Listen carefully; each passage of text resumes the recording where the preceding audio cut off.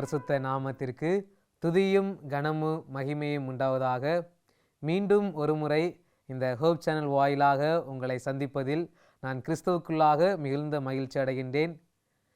இன்றைய நாளிலும் நாம் தொடர்ச்சியாக இந்த ஆசாரியர்களை குறித்து நாம் படிக்க இருக்கின்றோம். ஆசாரியர்களை குறித்து நாம் தொடர்ச்சியாக படிக்கிறதுக்கு முன்பதாக நானும் ஒரு ஆசாரியன் என்பதை நம்முடைய இருதயத்தில் நாம் ஏற்றுக்கொள்ள வேண்டும். அந்த எண்ணம் என் இருதயத்தில் ஆழமாக பதிந்தால்தான் ஆசாரியர்களை குறித்து படிக்கும் பொழுது தேவன் இது எனக்கும் சொல்லியிருக்கின்றார், இந்த காரியம் எனக்கும் பொருந்தும் என்கின்ற எண்ணம் நம்முடைய இருதயத்தில் உண்டாகும். தேவன் ஆசாரியர்களை எப்படியெல்லாம் இருக்க வேண்டும் சொன்னார்களோ அப்படிப்பட்டதாயின வாழ்க்கை நானும் வாழ வேண்டும் என்கின்ற எண்ணம் எப்பொழுது நானும் ஒரு ஆசாரியன் என்கிறதை என்னுடைய இருதயத்தில் நான் ஏற்றுக்கொள்கின்றனோ அப்பொழுதுதான் அதனுடைய ஆழத்தை நாம் முழுமையாக நாம் புரிந்து கொள்ள முடியும். இப்பொழுதும் இந்த ஆழத்தை, அந்த கருத்தை நாம் முழுமையாக புரிந்து கொள்ளத்தக்கதாக கர்த்தரிடத்தில் ஜெபம் செய்து நாம் உதவி செய்வோம்.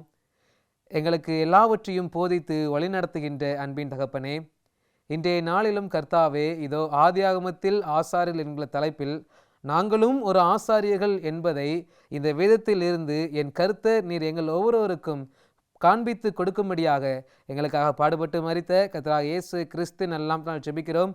ஜீவனும் இரக்கம் நல்ல பிதாவே, ஆமேன். வேத வரலாற்றின் ஆரம்பத்தில் இருந்தே இந்த ஆசாரிய ஊழியம் என்பது ஆரம்பிக்கப்பட்டது. எப்பொழுது பாவம் தொடங்கினதோ அப்பொழுதே இந்த ஆசாரியமும் ஊழியமும் தொடங்கியது என்பதை நாம் வேதத்தை நன்கு ஆழமாக படித்தோம் என்றால் நாம் புரிந்து கொள்ளலாம். ஆதியாகம உலக வரலாற்றில் முதல் ஆசாரியர் யார் என்பதை ஆதியாகம புஸ்தகம் நமக்கு தெளிவாக சொல்கின்றது. இந்த உலகத்தில் முதல் மனிதனாகிய ஆதாமும் ஏவாளும் பாவம் செய்த பின்பு கிறிஸ்து அந்த இடத்தில் ஏதேன் தோட்டத்தில் இந்த ஆசாரிய ஊழியத்தை முதலாக தொடங்குகின்றார். ஆதியாகமம் 3வது அதிகாரம் 21வது வசனம் இவ்வாறாக சொல்கின்றது: தேவனாகிய கர்த்தர் ஆதாமுக்கும் அவன் மனைவிக்கும் தோல் உடைகளை உண்டாக்கி அவர்களுக்கு உடுத்தினார் என்று நாம் வாசிக்கின்றோம். பாவத்தின் முதல் பலியாக கர்த்தராகிய இயேசு கிறிஸ்து ஆதாமுக்கும் ஏவாளுக்காக ஒரு ஆட்டுக்குட்டியை அடித்து அவர்களுடைய பாவத்திற்காக அந்த ஆட்டை பலி கொடுக்கிறதை நாம் பார்க்கின்றோம். அந்த ஆட்டிலுள்ள தோல் ஆடைகளை ஆதாமுக்கும் ஏவாளுக்கும் அவர் உடுத்துகின்றார். இப்படியாக இந்த மொத்த ஆசாரிய ஊழியத்தின் முதல் ஆசாரியர் யார் என்றால் நம்முடைய கர்த்தராகிய இயேசு கிறிஸ்து. அவரே இந்த ஆசாரிய ஊழியத்தை நமக்கு தொடங்கி வைத்தார். மேலும் ஆதாமும் ஏவாளும் தோட்டத்தை விட்டு வெளியே விரட்டப்பட்ட பின்பும் தேவ தூதர்கள் மூலமாக மீட்பின் சத்தியம் ஆதாமுக்கு கொடுக்கப்பட்டது. எப்படிப்பட்ட வாழ்க்கையை வாழ வேண்டும், எப்படிப்பட்ட வழிமுறைகள் கொடுக்க வேண்டும், எப்படி தன்னுடைய வாழ்க்கையின் நடக்கைகளை நாம் கொண்டு செல்ல வேண்டும் என்று ஆதாமுக்கும் ஏவாளுக்கும் தேவ தூதர்கள் அவர்களை போதித்தார்கள். ஆதாமுக்கு தேவ தூதர்கள் என்னத்தை போதித்தார்களோ அதே காரியத்தை ஆதாம் தன்னுடைய பிள்ளைகளாகிய காயினுக்கும் ஆபேலுக்கும் அவர் கற்றுக் கொடுத்தார். முற்பிதாக்களும் தீர்க்கதரிசிகள் என்கின்ற புஸ்தகத்தில் அம்மையார் இவ்வளவு அழகாக எழுதுகின்றார்: ஆதாம் இந்த ஏதேன் தோட்டத்துக்கு செல்லக்கூடிய அந்த கிழக்கு வாசலுக்கு நேரான அந்த பாதையில் காயினையும் ஆபேலையும் அழைத்து சென்று அந்த இடத்தில் பலியிடுவாராம். பலிபீடத்தை கட்டி அங்கு ஒரு ஆட்டுக்குட்டியை அடித்து அங்கு பலியிடுவார். இந்த காரியத்தை காயினுக்கும் ஆபேலுக்கும் ஆதாம் கற்றுக் கொடுத்தார். நாம் எப்படி பாவம் செய்தோம், பாவத்தின் விளைவு என்ன, அதனால் எப்படி உயிர்கள் மரிக்க ஆரம்பித்தது என்ற காரியங்கள் எல்லாவற்றையும் காயினுக்கும் ஆபேலுக்கும் ஆதாம் சொல்லிக் கொடுத்ததை, ரிச்சிப்பின் திட்டத்தை கற்றுக் கொடுத்ததை நாம் தெளிவாக புரிந்து கொள்ளலாம். அதே நேரத்தில் கிரைஸ்ட் இன் ஹிஸ் சான்ச்சுரி அப்படிங்கிற புஸ்தகத்தில் பக்கம் எண் 42 அம்மையார் இவ்வாறாக சொல்கின்றார்: முற்காலத்தில் ஒவ்வொரு ஆணும் தன் வீட்டு ஆசாரியனாக இருந்தான். ஆபிரகாமின் நாட்களில் ஆசாரியத்துவம் மூத்த மகனின் பிறப்புரிமையாக கருதப்பட்டது என்று அம்மையார் சொல்கின்றார். சேஷ்ட புத்திர பாகத்தின் ஒரு ஆசீர்வாதமாக இந்த ஆசாரியத்துவம் இருந்தது. தேவன் யாத்ராகம புஸ்தக காலகட்டத்தில் அந்த முறையான ஆசாரிகளை ஏற்படுத்துவதற்கு முன்பதாக வீட்டில் உள்ள ஒவ்வொரு தலைவர்களும், அதாவது வீட்டின் தகப்பன்மார்கள் தான் குடும்பத்தின் ஆசாரியர்களாக காணப்பட்டார்கள். அதைதான் நாம் ஆதியாகமத்தின் ஆசாரியர்கள் என்று நாம் அழைக்கின்றோம். ஆதியாகமம் 8வது அதிகாரம் 20வது வசனத்தை நாம் வாசித்தோமே ஆகில், நோவா தன் வீட்டாருக்காக ஆசாரியனாய் பலியிட்டதை நாம் வாசிக்கின்றோம். ஜலப்பிரயாணத்துக்கு பின்பதாக, ஜலங்கள் எல்லாம் வற்றி போனதுக்கு பின்பதாக நோவா தேவனுக்கு நன்றி சொல்லும் விதமாக தன் வீட்டார் அனைவரையும் கூட்டி சேர்த்து அவன் ஒரு ஆசாரியனாக தன்னை முன்னிலைப்படுத்தி தன் மொத்த வீட்டாருக்காகவும் நன்றி சொல்லத்தக்கதாகவும் தங்களுடைய பாவங்களுக்காக பலியிடத்தக்கதாகவும் நோவா அந்த இடத்தில் ஆசாரிய வேலையை செய்வதை நாம் பார்க்கலாம். அதே போல ஆதியாகமம் 22வது அதிகாரம் 13வது வசனத்தை நாம் வாசித்தோமே ஆகில், அங்கு ஆபிரகாம் பலி கொடுக்கதை நாம் பார்க்கலாம். யோபு புஸ்தகம் 1வது அதிகாரம் 5வது வசனத்தை நாம் வாசித்தோமே ஆகில், யோபு தன் குமாரர்களுக்காக பலி செலுத்தினதை நாம் வாசிக்கின்றோம். ஆதியாகமம் 33வது அதிகாரம் 20வது வசனத்தில் யாக்கோபு பலி செலுத்துவதையும் நாம் பார்க்கின்றோம். ஆதியாகமம் 26வது அதிகாரம் 25வது வசனத்தில் ஈசாக்கு பலி செலுத்துவதை நாம் பார்க்கின்றோம். எல்லாவற்றுக்கும் மேலாக ஆதியாகமம் 14வது அதிகாரம் 18வது வசனத்தில் இருந்து 20வது வசனம் வரைக்கும் நாம் வாசித்தோமே ஆகில், சாலேமின் ராஜாவாகிய மெல்கிசதேக் என்கின்ற ஒரு ஆசாரியரை குறித்து நாம் படிக்கின்றோம். மிகவும் முக்கியமான ஒரு ஆசாரியன். ஏனென்றால் இவருடைய முறைமையின் அடிப்படையில் தான் கிறிஸ்துவும் ஆசாரியனாக வந்தார். இப்படி ஆதியாகமம் புஸ்தகத்தில் அநேகர் ஆசாரியர்களாய் செயல்படுவதை நாம் பார்க்கின்றோம்.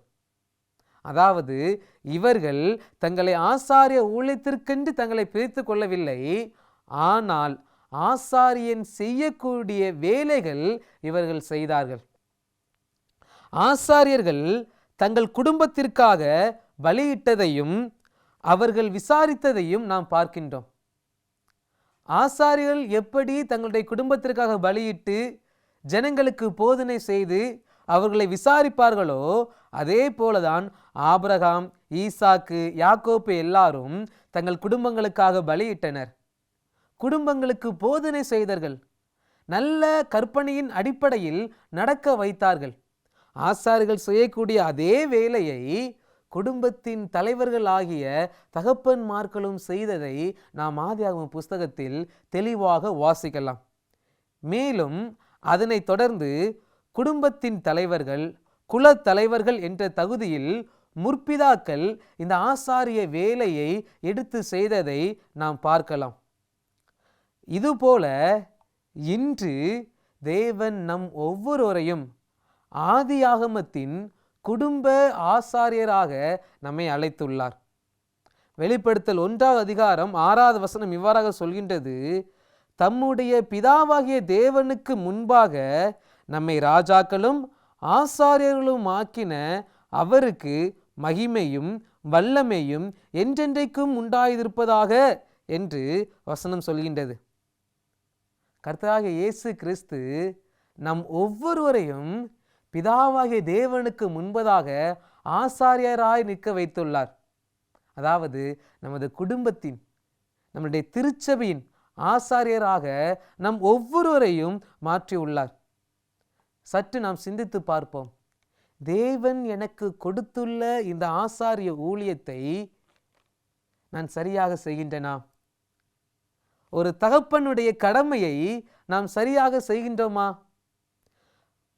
கிரேட் கான்ட்ரவர்சி என்கின்ற புஸ்தகத்தில் பக்கம் எண் 318 ஆவியானவர் இவ்வாறாக சொல்கின்றார், தந்தை வீட்டுக்கு ஆசாரியனாக கடவுளின் பலிபீடத்தில் காலையும் மாலையும் பிரார்த்திக்க வேண்டும். அதாவது ஒரு குடும்பத்தின் தகப்பன் அவன் காலையும் மாலையும் தன் வீட்டாருக்காக அவன் ஜெபம் செய்ய வேண்டுமாம். தன் வீட்டார்கள் தேவனுடைய பாதையில் நடக்கிறார்களா என்பதை அவன் கண்காணிக்க வேண்டும். எப்படி யோபு தன் குமாரர்கள் ஒருவேளை பாவம் செய்திருக்கலாம் என்று அவர்களுக்காக பலியிட்டானோ அதே போல நான் காணப்பட வேண்டும்.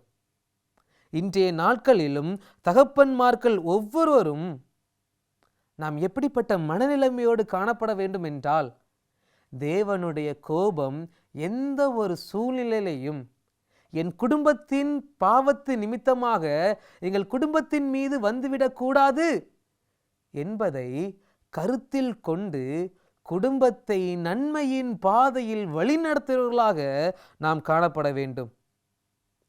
இன்று யோபு செய்தது போல நாம் செய்கின்றோமா? யோபு செய்தது போல நாம் செய்கின்றோமா? சற்று சிந்தித்து பார்ப்போம். இதை இன்னும் தெளிவாக புரிந்து கொள்ள ஒரு காட்சியை கற்பனை செய்து பார்ப்போம்.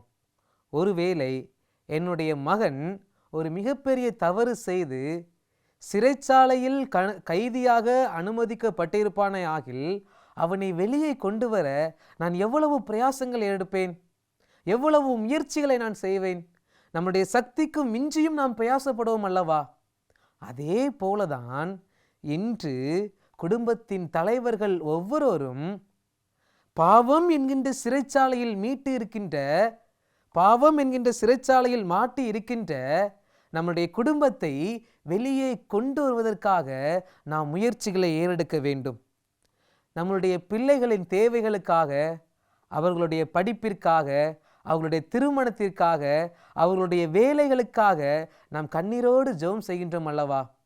முழங்கால் படியிட்டு நாம் ஜெபம் செய்கின்றோம். நாம் பார்க்கின்ற போதகர்களிடம் நம்முடைய ஜெப விண்ணப்பத்தை நாம் கொடுக்கின்றோம்.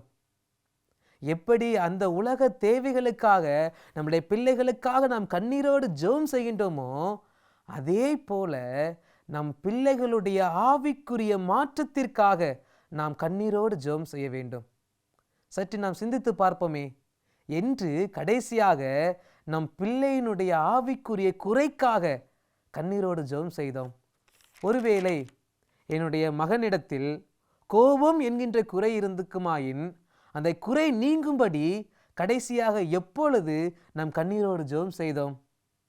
என் குடும்பத்தாரிடம், என்னுடைய திருச்சபை அங்கத்தினரிடம், என்னுடைய உறவினர்களிடம் ஆவிக்குரிய குறை இருக்கும் பொழுது நான் அந்த குறைகளை சொல்லி, தேவனே இந்த குறைகளை அகற்றி போடுங்க, இந்த குறைகளை என் குடும்பத்தின் வாழ்க்கையிலிருந்து எடுத்து போடுங்கள், நாங்கள் உமக்கு பிரியமான பிள்ளைகளாய் காணப்பட வேண்டும் என்று எப்பொழுது கடைசியாக யோபுவை போல நாம் ஜெபம் செய்தோம்? சற்று நாம் சிந்தித்து பார்ப்போம். இங்கு பவுல் ஜெபம் செய்தது போல நாமும் ஜெபம் செய்ய வேண்டும். பவுலுடைய ஜெபத்தை எபேசியர் 3ஆம் அதிகாரம் 19ஆம் வசனத்தில் நாம் பார்க்கலாம். அறிவு கெட்டாத அந்த அன்பை அறிந்து கொள்ள வல்லவர்களாகவும் தேவனுடைய சகல பரிபுரத்தினாலும் நிறைப்பப்படவும் அவர் தமது மகிமையினுடைய ஐசியத்தின்படியே உங்களுக்கு அனுக்கிரகம் பண்ண வேண்டும் என்று வேண்டிக் கொள்கிறேன். இங்க பவுல் தன்னுடைய ஜெபத்தை சொல்வதை நாம் பார்க்கலாம். அறிவு கிட்டாத அந்த அன்பை, தேவனுடைய அன்பை நாம் ஒவ்வொருவரும் புரிந்து கொள்ள வேண்டும் என்பதற்காகவும் தேவனுடைய சகல பரிபூர்ணத்தில் நாம் வளர வேண்டும் என்பதற்காக பவுல் ஜெபம் செய்கின்றார். அப்படிப்பட்ட ஒரு ஜெபத்தை நாம் ஏறெடுக்க வேண்டும். நம்முடைய முற்பிதாக்கள் எப்படி வீட்டிற்கு ஆசாரியர்களாக பலி செலுத்தி பரிந்து பேசி அவர்களை நன்மையின் பாதையில் நடத்தி நீதியை கற்பித்து கட்டளைகளை போதித்து தங்கள் குடும்பங்களை வழிநடத்தினார்களோ அதே போல இன்று நாமும் அப்படிப்பட்டவர்களாய் காணப்பட வேண்டும். கிறிஸ்து எப்படி தன் ஜனங்களுக்காக கண்ணீர் விட்டாரோ அதே போல கண்ணீர் விடுகின்ற ஒரு ஆசாரியனாய் நாம் காணப்பட வேண்டும். நாம் வேதத்தில் நல்ல ஒரு உதாரணமாக ஏலியை நாம் பார்க்கலாம். ஏலி தன்னுடைய ஜனங்களை நல்ல முறையில் விசாரித்தார். இஸ்ரவேல் தேசத்தில் நல்ல ஒரு ஆசாரியனாக அவன் காணப்பட்டான். ஆனால் தங்களுடைய பிள்ளைகளுக்கு அடுத்த விஷயத்தில் ஏலி தவறிவிட்டார். பிள்ளைகளை சரியான முறையில் வளர்ப்பதற்கு ஏலி தவறவிட்டதை நாம் பார்க்கின்றோம். ஏலி எவ்வளவு பெரிய ஒரு ஆசாரியனாக இருந்திருந்தாலும், அவனுடைய ஊழியம் மகத்துவமான ஒரு ஊழியமாக இருந்திருந்தாலும், அவனுடைய பிள்ளையினுடைய நிலைமையை பாருங்கள். அந்தோ பரிதாபம், அவர்கள் போரில் மரித்து போனவர்களாய் காணப்பட்டார்கள். காரணம், ஏலி தன்னுடைய ஆசாரிய வேலையை வெளியிடத்தில் நல்ல முறையில் செய்தார். ஆனால் குடும்பத்தில் தன்னுடைய ஆசாரிய வேலையை செய்ய தவறவிட்டார். இன்று நாமும் வெளியிடங்களில் ஊழியம் செய்கின்றோம். திருச்சபையில் நல்ல முறையில் பங்கு பெறுகின்றோம். திருச்சபையின் ஆராதனை காரியங்கள் நல்ல முறையில் எடுத்து வழிநடத்துகின்றோம். ஆனால் என்னுடைய ஊழியம் முதலாவது என் வீட்டிற்குள்ளாக எப்படிப்பட்டதாய் காணப்படுகின்றது? சற்று சிந்தித்து பார்ப்போம். ஏலியின் முழு வம்சமே தேவனுடைய சாபத்திற்குள்ளாக கடந்து போனதை நாம் படிக்கின்றோமே. அப்படிப்பட்ட சாபம் ஏன் என் குடும்பத்திற்கு வர வேண்டும்? நாம் நம்முடைய ஆசாரிய வேலையை முதலாவது வீட்டிலிருந்து நாம் துவங்க வேண்டும். அதையே ஆதியாகமம் புஸ்தகத்தில் உள்ள ஆசாரியர்கள் நமக்கு கற்றுக் கொடுக்கின்றார்கள். குடும்பத்தில் ஆசாரிய வேலை எவ்வளவு முக்கியமானது என்று இந்த காரியங்கள் மூலமாக நாம் புரிந்து கொள்ளலாம். நான் ஆவிக்குரிய வாழ்க்கையில் எவ்வளவுதான் உயர்ந்தவனாக இருந்தாலும், வெளியே என்னுடைய ஊழியம் எவ்வளவு சிறப்பாக காணப்பட்டாலும், வீட்டிற்குள்ள செய்ய வேண்டிய ஊழியம் என்பது மிகவும் முக்கியமாக இருக்கின்றது. அதை தான் வேதம் இவ்வளவு அருமையாக சொல்கின்றது. 1 தீமோத்தேயு 5:8 ஒருவன் தன் சொந்த ஜனங்களையும் விசேஷமாக தன் வீட்டாரையும் விசாரியாமல் போனால் அவன் விசுவாசத்தை மறுதலித்தவனும் அவிவிசுவாசியிலும் கெட்டவனுமாயிருப்பான் என்று வசனம் சொல்கின்றது. தன் சொந்த வீட்டை விசாரியாமல் நாம் போனமே ஆகில் அவிவிசுவாசிலும் கெட்டவனாய் நாம் காணப்படுவோமா? தேவனுடைய பார்வைக்கு முன்பதாக அப்படிப்பட்டவர்களாய் நாம் நிற்பதற்கு ஏன் நாம் அப்படிப்பட்ட ஒரு காரியங்களை செய்ய வேண்டும்? அதற்கு பதிலாக தேவன் கொடுத்துள்ள ஊழியத்தை நல்ல முறையில் நாம் செய்கிறவர்களாய் காணப்பட வேண்டும். இந்த குடும்ப ஆசாரியன் என்கின்ற இந்த ஊழியம் ஏதோ வெறுமனை ஆண்களுக்கு மாத்திரம் கொடுக்கப்பட்டது அல்லது தகப்பன்மார்களுக்கு மாத்திரம் கொடுக்கப்பட்டது என்று நாம் நினைத்து விடக்கூடாது. குடும்பத்தில் உள்ள தாய்க்கும் பிள்ளைகளுக்கும் எல்லாருக்கும் இந்த ஊழியம் பொருந்தக்கூடியதாக இருக்கின்றது. உதாரணமாக ரோமர் 15:15 நாம் வாசித்தமையாகில், நான் தேவனுடைய சுவிசேஷ ஊழியத்தை நடத்தும் ஆசாரியனாய் இருந்து புறஜாதிகளுக்கு இயேசு கிறிஸ்துவனுடைய ஊழியக்காரனாகும் பொருட்டு எப்படி பவுல் எல்லாருக்குமே ஒரு ஆசாரியனாய் காணப்பட்டாரோ, அதே போல நாம் எல்லோருமே ஆசாரியர்களாய் காணப்பட வேண்டும். ஒருவேளை இந்த காரியத்தில் இவ்வளவு நாட்கள் நாம் குறைவுள்ள நபர்களாக நாம் காணப்பட்டிருந்தோமே ஆகில் கடவுளிடம் மன்னிப்பு கேட்போம். ஒருவேளை இவ்வளவு நாட்கள் இதை குறித்து நாம் அறியாமல் இருந்திருப்போமாயில் கடவுளுக்கு நன்றி சொல்வோம். இதை இப்பொழுது எங்களுக்கு சொல்லிக் கொடுத்ததற்காக நன்றி தகப்பனே என்று நாம் சொல்வோம். சொல்லி நம்முடைய வேலையை சரியாய் செய்வதற்கு நாம் தேவனிடம் பலத்தை கேட்போம். நான் வெளியே சென்று ஊழியம் செய்வதும் முக்கியம்.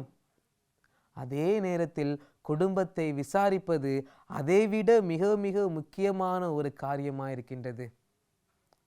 ஆதியாகம ஆசாரியர்கள் என்று வரும்பொழுது அது மிக முக்கியமாக எதை குறிக்கிறது என்றால், ஒரு வீட்டினுடைய தலைவன் அந்த வீட்டாரை எப்படி வழி நடத்துகின்றான், அவர்களுக்கான ஆவிக்குரிய காரியங்களை எப்படி அவன் முன்னோக்கி எடுத்து செல்கின்றான் என்பதை தான் இந்த ஆதியாகம புஸ்தகத்தில் நாம் பார்க்கின்ற ஆசாரியர்கள் நமக்கு வெளிப்படுத்துகின்றார்கள். இவர்கள் சாதாரண ஆசாரியர்களைப் போல மொத்த ஜனங்களுக்குமான ஆசாரியர்கள் அல்ல, ஒரு குடும்பத்திற்கான ஆசாரியர்கள். இன்று இந்த செய்தியை கேட்டுக்கொண்டிருக்கின்ற நீங்கள் ஒவ்வொருவருமே உங்கள் குடும்பத்திற்கான ஆசாரியன். ஆசாரியன் சரியாக இல்லை என்றால் எப்படி ஜனங்கள் நல்ல பாதையில் நடத்தப்பட முடியும்? ஆசாரியனா இருக்க வேண்டிய தகப்பன், ஆசாரியனா இருக்க வேண்டிய தாய், ஆசாரியனா இருக்க வேண்டிய பிள்ளை கற்பனையின்படி முதலாவது நடக்க வேண்டும். தேவனுடைய விருப்பத்தின்படி முதலாவது நடக்க வேண்டும். அப்படி நாம் நடக்கும் பொழுது நம்மை பின்பற்றி தேவனுடைய பிள்ளைகளாக நம்முடைய குடும்பம் மாறும். பரலோகத்தை நோக்கி குடும்பமாய் நாம் செல்லலாம். நான் ஒருவன் மாத்திரம் தனியாக பரலோகத்துக்கு சென்றால் அது நலவாக இருக்குமா? சற்று சிந்தித்து பார்ப்போம். என் குடும்பமும் என்னோடு சேர்ந்து அந்த இரண்டாம் வருகையில் உயிர்த்தெழ வேண்டுமே. அதற்கு இன்றைய நாளின் ஆசாரியர்களாய் நாம் மாற வேண்டும்.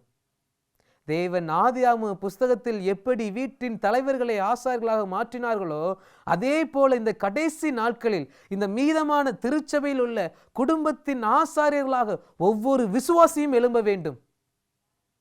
அப்படி எழும்பினோம் என்றால் நம்முடைய திருச்சபையில் மிகப்பெரிய மாற்றங்களை நாம் சந்திக்க முடியும்.